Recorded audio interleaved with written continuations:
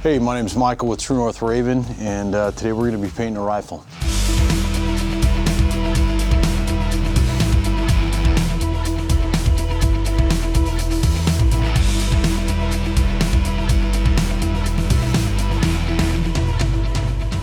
So the rifle we're painting today is a Zev 308. It's an AR-10 model. It's got kind of the painted up, kind of the Gucci look to it. It's a very good looking rifle. We're gonna be painting this today because we are gonna be using this for marketing photos. It's a phenomenal gun, whether it's painted or not. It's kind of a competition style. It's a really good looking rifle.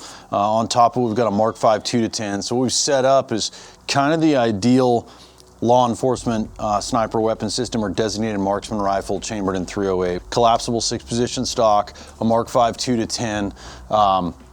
We've got an Arca rail from Magpul here, and then a Picatinny rail up front. We're gonna get this thing painted up, make it look a lot more like an actual sniper weapon system that would be used out in the field. And down the road, we'll probably swap out the brake and get a suppressor going on it. Just because it's a very, very practical way of shooting where it's kind of built-in hearing protection. So we're going to start out with a single color base layer for the full weapon system. And then after that, we're going to start adding in colors as the paint dries and it starts setting up. And so looking at what we brought, we've got a good roll of paper towels. I prefer to use the automotive style paper towels, either the blue ones or the white ones, but good lint-free paper towels. I've got 4 different colors of paint here: tan, green, brown, and black. And then I've got my hex wrench set here, and that's to basically take things out of the way so that I can mask off properly. A razor blade, and that's so that when we do mask, we can cut a really clean line. And then I've got painter's tape, and then 1 sheet of 200 grit sandpaper. And what that's really for is if you've got a dull knife or something, and once you mask off around places like the elevation dial and you want a good clean cut around the base of it, you can just slowly swipe it with a sandpaper and then rip it off in a clean line, as opposed to trying to cut it with a dull beat up knife if that's what you have on you, as opposed to a clean blade. The prep work for this and the masking is really the most critical part, just like any paint job out there. So the first thing that I typically do is bring the buttstock all the way in, make sure that the buffer tube itself or the receiver extension is fully covered so that the paint, if it gets on that, doesn't become a friction and make it challenging to adjust the buttstock. Fill the magazine well with paper towels. We also pop the top, pull the bolt, and then stuff the inside of the action itself or the upper receiver with paper towels to make sure any kind of overspray getting inside of there won't affect any of the actual raceways of the chamber or anything like that. So we're going to look at all of the numbers that we want to stay revealed on top of this. Scope, the front and the rear lenses, and then the muzzle brake are going to be the critical points here.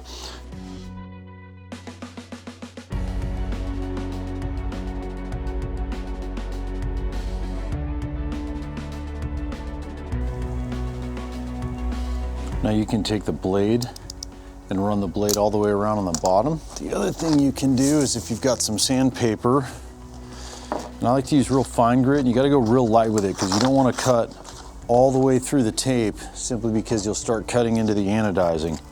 You can crease the bottom right around where the edge is. You can see that line starting to appear really good right there. Yeah, if you can see the line forming, all I'm doing is pushing down on this side of the tape. I'm going right on the edge. I can just start taking material away with a piece of sandpaper like this. It gives it a really good clean line around the base of the elevation dial. So from there, we could typically put the elevation dial back on first, but now that it's out of the way, I'm gonna make sure I mask off these small areas here. The other thing that might matter to you if you're doing this and you're in the military is you're probably going to want to make sure that your serial number is not painted over. That way you can do a quick check. You're doing a sensitive items check, or somebody's needing to read serial numbers off and make sure that their items list is updated. You're definitely going to want to make sure that your serial number is easy to see so that you can either grab a picture of it really quick or show it to your armor. This just has a flash hider. It's not a true muzzle brake.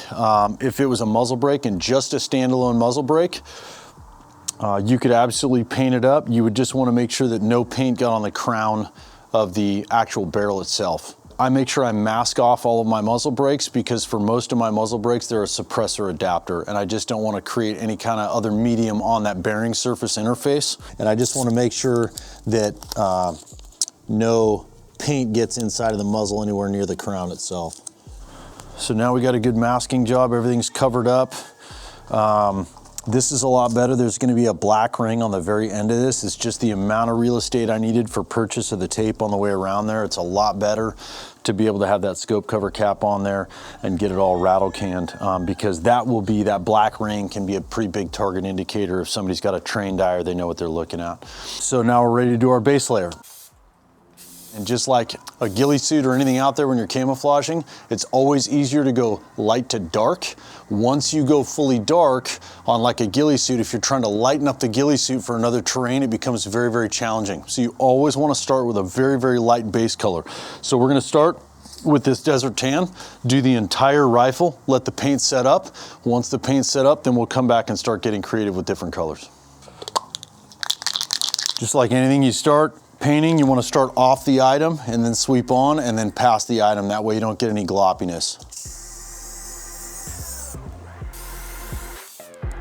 So getting a good base layer on the rifle is very, very important. However, you don't need to hit it perfectly and get everything. You're going to tiger stripe this thing. There's going to be other color accents that go into it or other shapes that break up the outline. And honestly, if it's not a perfect paint job, it's probably better, especially for a woodland environment or desert environment. Anywhere out in nature is to break up the outline. So if you create something that looks like a perfect pattern, that's actually doing the opposite of the effect that you're trying to have on the equipment that you're trying to camouflage.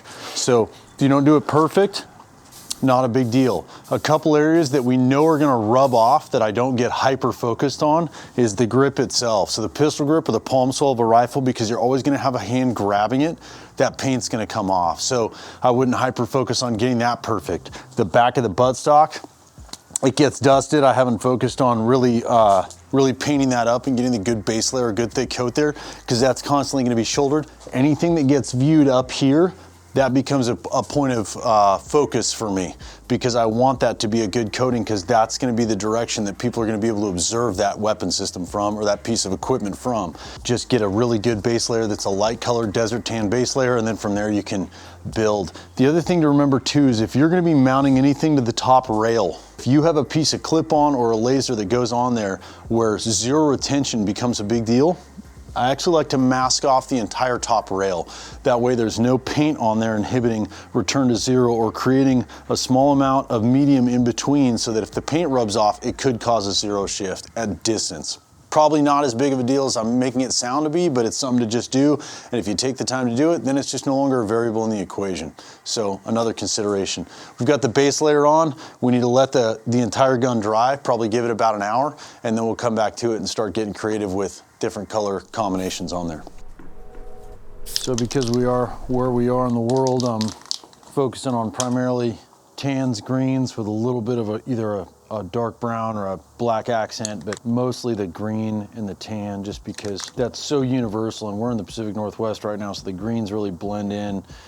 We do have a lot of tans and browns out here too, but now that we have our base layer down, checked our masking tape, everything's still sticking well, and we're gonna do some striping with some vegetation. And the thing to remember, as you get darker, you don't wanna hit your dark points on the big prominent points that are going to be facing outboard. You want those faded back. So we've got a little bit of blackberry bushes, we've got some grass here, and can lay this across, and we're not wanting to make a perfect plant out of it, we're just wanting to highlight. So once we get this here, we're going to do a strip, and then it breaks it up. And as you can see, if it doesn't create a perfect outline of a plant or look like a plant itself, it just really breaks up what we're looking at entirely. And we're not doing this everywhere.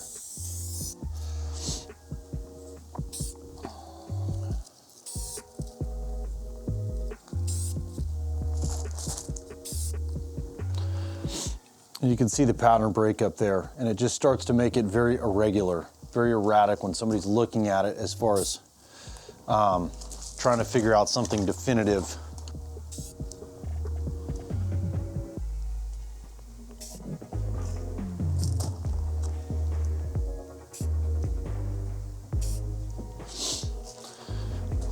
But we're not trying to create a repeatable pattern or a pattern that, that can be recognized. We don't want to go too heavy on the green right now and darken it up too much. Honestly, with what we've done right now, it's actually probably enough for a lot of the environments that you'd find yourself in out in the bush or the backcountry. Grabbed a hammock from a Raven wrap here, and we're going to use this as kind of our accent prop.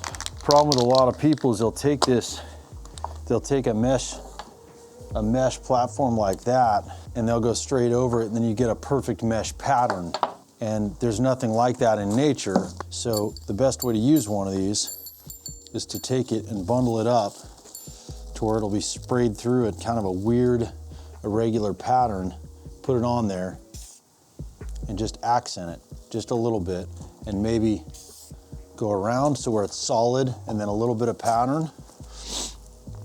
You can press up against it, and it's just outline breaking. I'm gonna recrumple it in kind of a different configuration.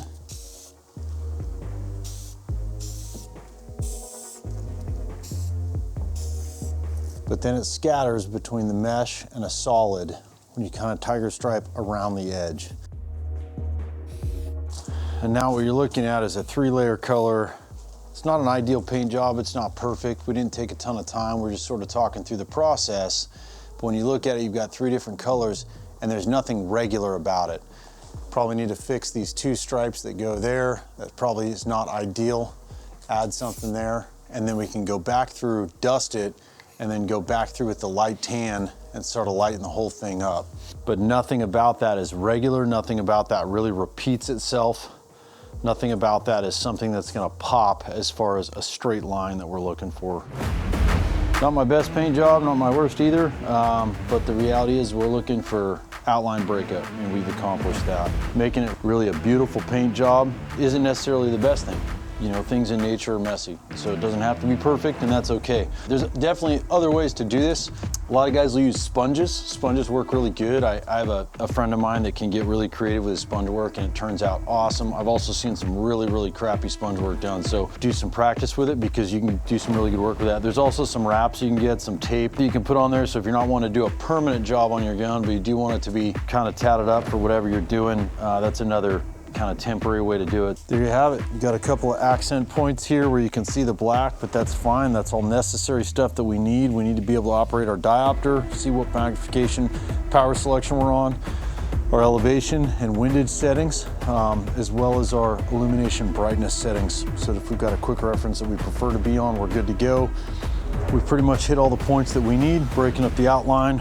There's actually 4 different colors applied to this rifle with some plant vegetation as well as some mesh accenting. And then we've left our receiver extension unmolested for movement of that 6th position buttstock. And that's end up realistically just how I paint a rifle. It's fairly simple, just a little bit of time consuming. All that being said and done, we're ready to take her out and check 0 and make sure we're on target and we're ready to roll.